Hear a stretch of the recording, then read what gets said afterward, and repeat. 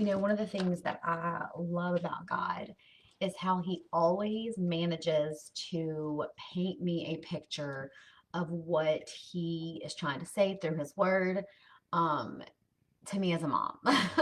It's kind of the way that he related to the Jewish people in the New Testament through parables and stories of, wheat and candles and lamps and different things like that, planting and sowing, and how he just simplifies the gospel to a point that they could understand.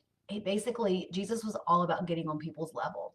But the crazy thing about that is that, like, the Jewish leaders and the educated could not make sense or understand. Jesus talked in circles to them, and it blew their minds because he just spoke so simply that he was able to relate to people on their level, and the Jewish leaders, like, it was just like over their head. So as I'm sitting in my quiet time this morning, and I'm watching something, uh, story. I'm still in Second Kings and into the life of Manasseh. And if any of you get a chance to watch the video that I shared, man, there was nobody more far gone as far as kings were concerned. And Manasseh was just evil.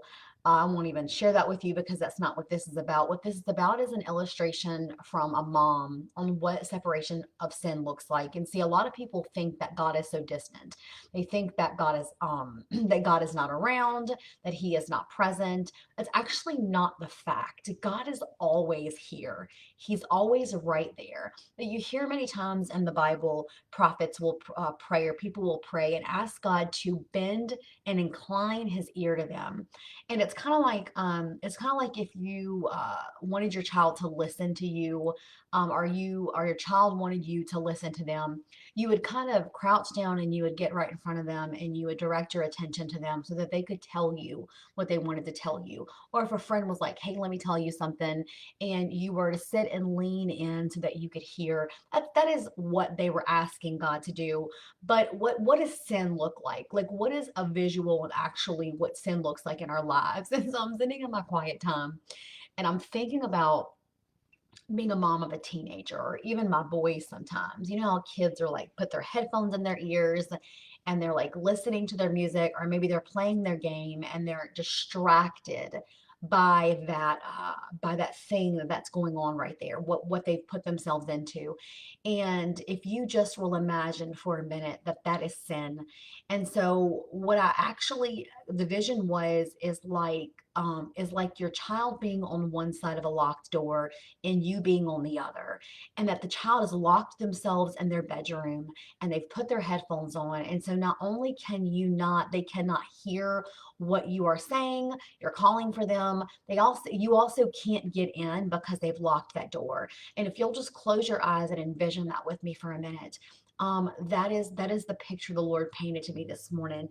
And so I went to Isaiah chapter 59, and in verse 1 it says, behold, the Lord's hand is not shortened that it cannot save, neither is his ear heavy that he cannot hear. And this is the important thing that I wanted you to get. And Isaiah 59:2 says, but your iniquities have separated between you and your God, and your sins have hid his face from you, that he will not hear you. And so it's like that separation is that I can stand outside of that door and I can yell, and I can yell all that I want, and I can beat on that door. But as long as my child has their headphones in or their earphones in, and they are preoccupied and distracted by something, then they're not going to hear me. And now I could obviously, as a parent, I could just key that door or take a credit card or whatever I needed to do. I could kick the door down if I wanted, but they wouldn't be able to hear me. Now, if my children took those headphones off and they cried out to me and said, Mom, I can't get out of this door. The door is locked. You could bet that I would take my foot and I could kick that door open. I could credit card that door open and I would get in. And that's what God does. When we call out to help, dude, he will be right there. One call to heaven, and God will bust down the door to save you. And so it's not that God isn't there. It's that he has turned his face from us. And there is this, the Bible talks about this separation that happens. And that's what happened. There's this separation. It's this wall. It's not that God is not there, is that God won't force himself upon you. God will not force his desires on you. It is that when we come to him with a humble heart, what you'll learn in the story of Manasseh is that it's one call to God with a repentant and humble heart, that God is so speedily, however you say it, will meet you there. And so if I am a parent on the other side of that door and my child is preoccupied, and that's what sin does, understand me that even the most simple of things, that if they consume your life and you are distracted by them, you will not hear the voice of the Lord. I would often laugh about like the fact that God would speak to me through dreams, because if you know me, I never shut up.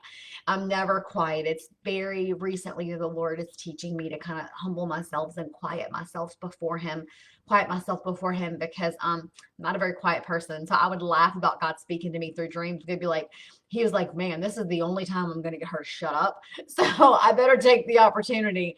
And so I am learning to quiet myself before the Lord. But I just wanted to give you that illustration. I love how the Lord, just like he did in the New Testament in parables, I love how he speaks to me as a mom.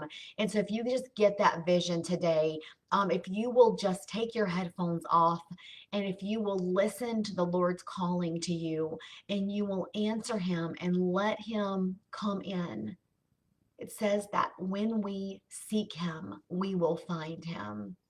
I love you guys. Have a happy Monday and a blessed week.